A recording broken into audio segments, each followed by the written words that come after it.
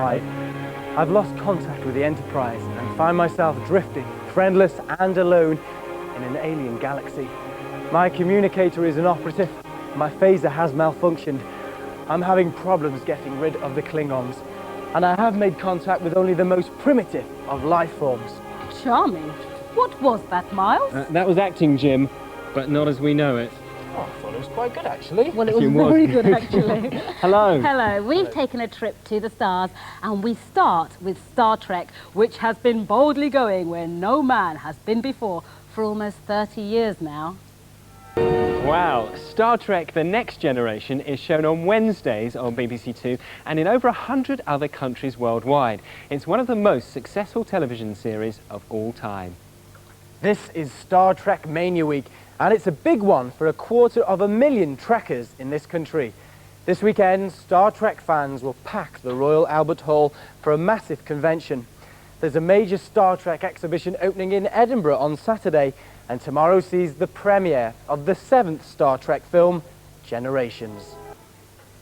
As well as collecting the hundreds of Star Trek videos and other souvenirs, trekkers of all ages dress up as their favourite characters. Those Trekkers look really good, don't they? Well, whoever your favourite character, the star of Star Trek The Next Generation is Captain Jean-Luc Picard. In real life, the actor Patrick Stewart. Before taking command of the Enterprise, Patrick was already a highly successful actor. He was in the legendary BBC series I, Claudius in the 1970s, and most famously had many starring roles with the Royal Shakespeare Company. So, no stranger to dressing up then, Patrick. Welcome to Blue Peter. Thank you. How did you get the part? I was on a little private lecture tour in Southern California talking about Shakespeare, and a friend of mine, a professor at UCLA, had invited me to illustrate a lecture he was giving in Royce Hall by reading some bits of drama. And signed up for the course of public lectures was a man called Robert Justman, who was the producer of the original series and was one of the producers that was launching The Next Generation. He claims that halfway through this scholarly evening, he turned to his wife and said, "We have found our captain." But it was another 6 months before they offered me the role. Why so long? Well, I had to audition.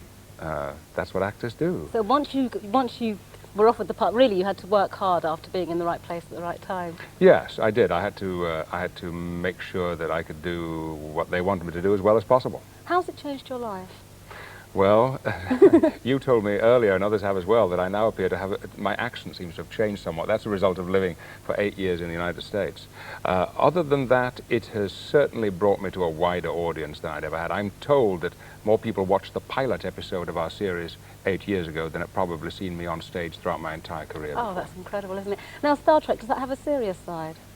Oh, yes. Its strong element is storytelling, but the fundamental Star Trek philosophy, which is one of non-interference in other people's affairs, and an optimistic view of a galaxy, which, although a little utopian in its appearance, is nevertheless showing a better world than the one we live in now. Well, as you'd expect, there are some terrific special effects in Generations.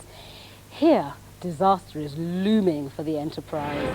Hey, really exciting stuff, isn't it? Well, that's just a Star Trek version of what happens when you lend the car to their best friends. I wasn't on the ship at that point. I was down on the planet dealing with Malcolm McDowell. And Marina Sirtis, my fellow Brit, was actually flying the ship, I think, on that occasion. And you see what she did to it. It was a write-off. Yeah, a bit like my driving, I have to admit. Are there any plans for future films? There are. I understand that there are already plans at Paramount for a second Next Generation movie. And you're definitely going to be in that? I hope so. Oh, we hope so. All those fans out there, well, thank you very much for coming in and talking to us about Star Trek. Really exciting. And if you're itching to see Generations, it's on general release next week, so not too long to wait. Thanks once again. That's funny, that I thought Captain Picard had 3 ears. What? Well, left ear, right ear, and the final frontier. I told you, leave the jokes to me. Okay.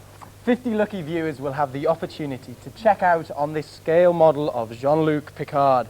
It's the runners-up prize in our Star Trek competition.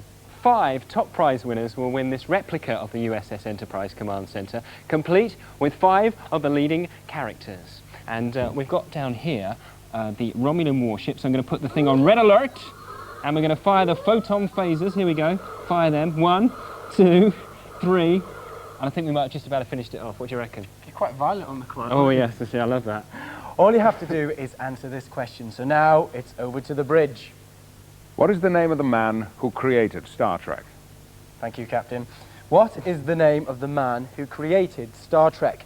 Put your answers on a postcard together with your name, address and age and send it to Blue Peter Star Trek, BBC TV, PO Box 19, London W12 6BP.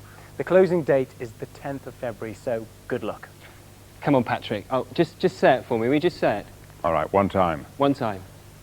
Make it so, number one. I love it. Now, if you...